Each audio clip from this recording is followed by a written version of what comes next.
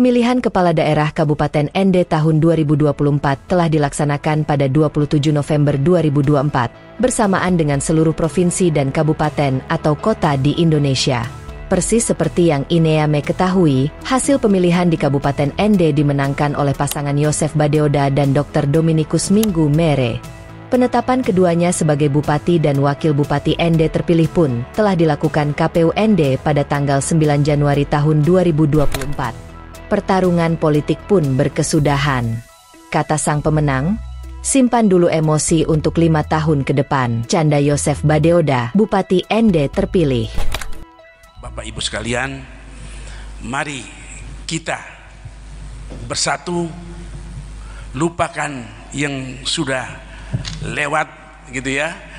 Memang pilkada kali ini penuh emosi, tapi setelah ini semua selesai, emosi kita biar kita simpan dulu. Nanti 5 tahun lagi ke depan baru kita beremosi lagi. Walaupun telah berkesudahan, sebenarnya Pilkada Ende tahun 2024 sebenarnya memunculkan beragam peristiwa unik dan menarik. Ada peristiwa yang mengulang sejarah seperti yang dialami Lori Gadijou.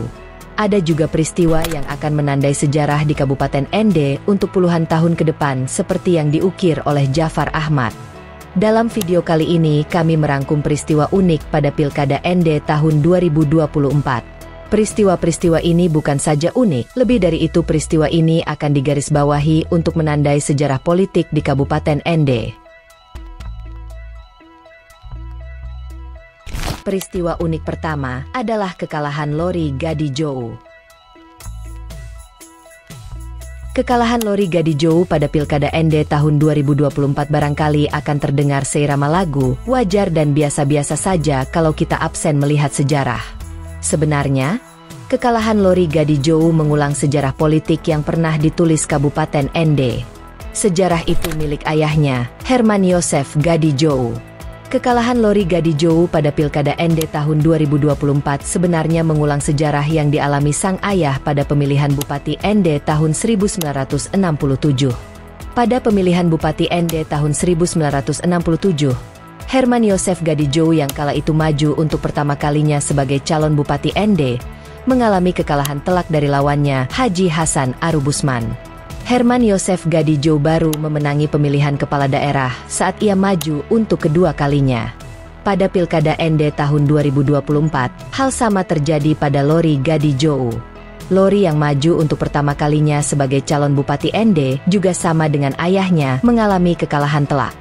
Nah, apakah ia juga sama dengan ayahnya akan memenangi Pilkada Ende saat maju untuk kedua kalinya? Kita tunggu saja. Peristiwa unik berikutnya adalah kemenangan paket dari identitas agama yang sama. Bukan hanya unik tetapi peristiwa ini tergolong akan menandai sejarah politik Kabupaten Ende puluhan bahkan ratusan tahun ke depan. Pasalnya, pasangan Yosef Badeoda Dr. Domi Mere tercatat sebagai pasangan pertama dari identitas agama yang sama yang memenangi Pilkada Ende. Sejak rezim pemilihan langsung Orde Reformasi, hal semacam ini belum pernah terjadi sebelumnya pada perhelatan Pilkada Ende. Sebelumnya, beberapa pasangan calon dari identitas agama yang sama memang sempat mencoba peruntungan, namun tak ada satupun dari pasangan calon itu yang berhasil memenangi Pilkada Ende.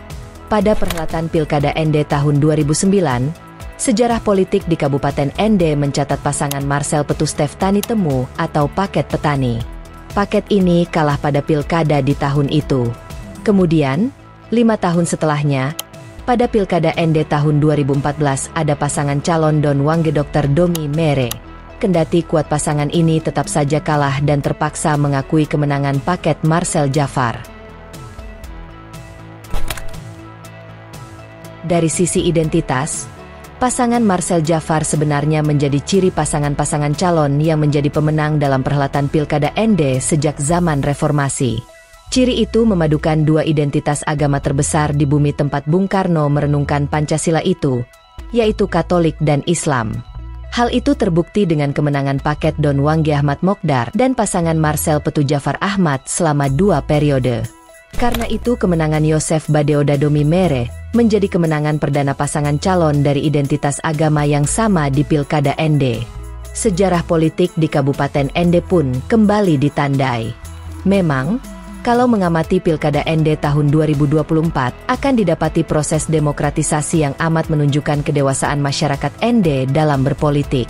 Kedewasaan itu menjadikan faktor identitas sebatas mewarnai proses politik di mana keberagaman sepenuhnya terakomodir dalam politik. Dan kedewasaan itu terhubung dengan keunikan berikutnya, yaitu hadirnya calon Bupati Ende dari kalangan Islam.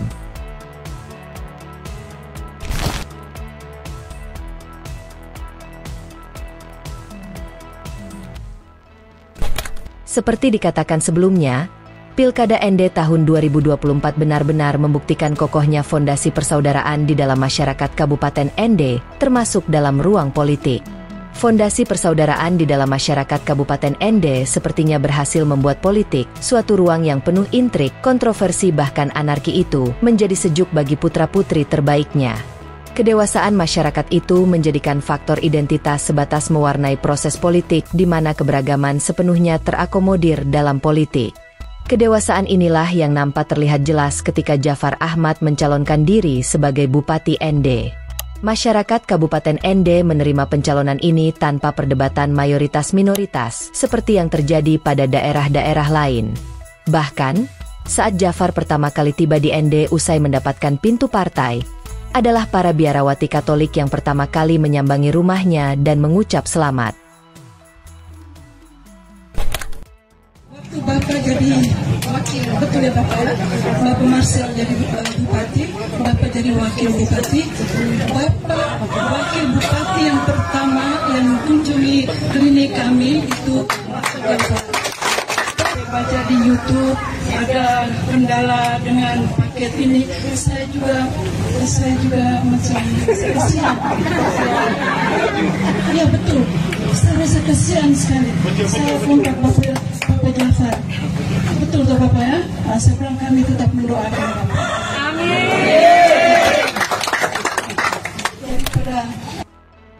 Ini barangkali menjadi potret terbaik proses politik pilkada di Ende sejak era reformasi. Pencalonan Jafar Ahmad menandai sejarah pertama kalinya calon Bupati Ende dari kalangan Islam sejak pemilihan langsung di era reformasi.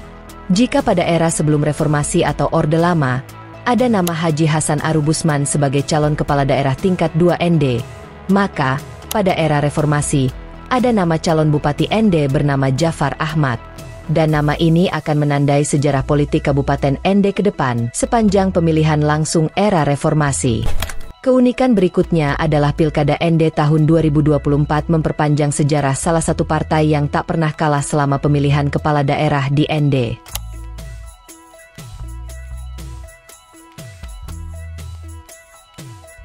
Adalah PDI Perjuangan, partai yang tercatat belum pernah mengalami kekalahan di sepanjang Pilkada Ende selama era reformasi.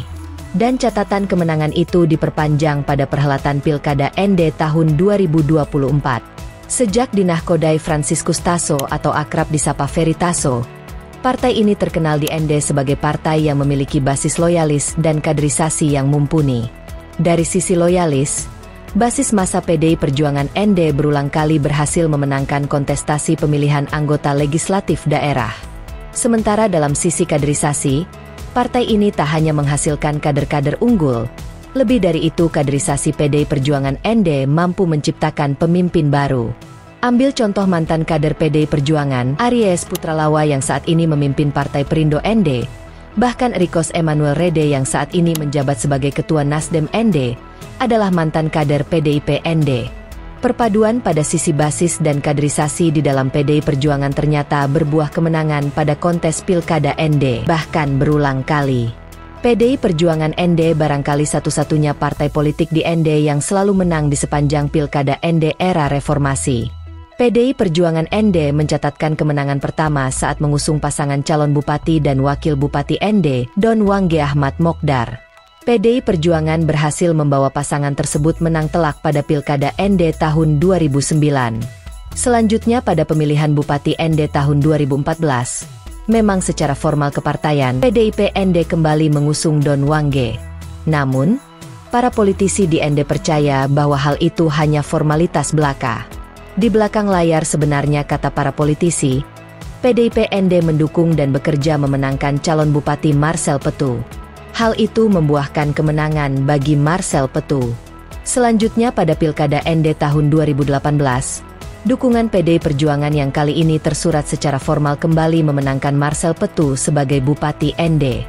Dan yang terbaru, pada Pilkada ND tahun 2024, lagi-lagi dukungan partai berlambang banteng itu berhasil membawa kemenangan untuk pasangan Yosef Badeoda dan Dr. Dominikus Minggu Mere. Jika Pilkada ND tahun 2024 memperpanjang sejarah kemenangan PDI Perjuangan, maka tidak demikian bagi mantan Wakil Bupati ND, Rikos Emmanuel Rede. Sebaliknya, Pilkada tahun 2024 menjadi sejarah pertama kalinya ia mengalami kekalahan. Ya, Ine-Ame tidak salah dengar. Pilkada ND tahun ini menjadi kekalahan perdana untuk seorang Erik Rede.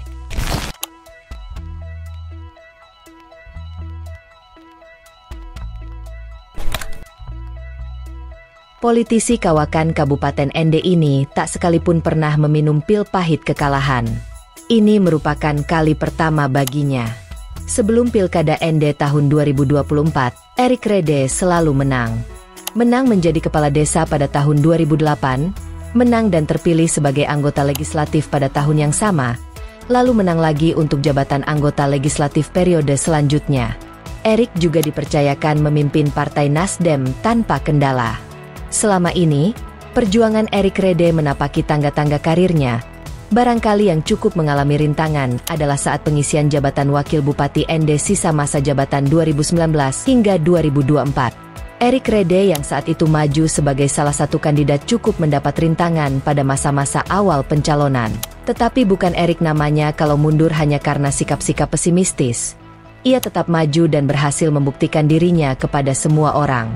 Erik menang telak atas rivalnya Dr. Dominikus Minggu Mere. Perjalanannya itu membuat para karibnya di Nasdem beranggapan bahwa ia memang ditakdirkan untuk menjadi pemimpin.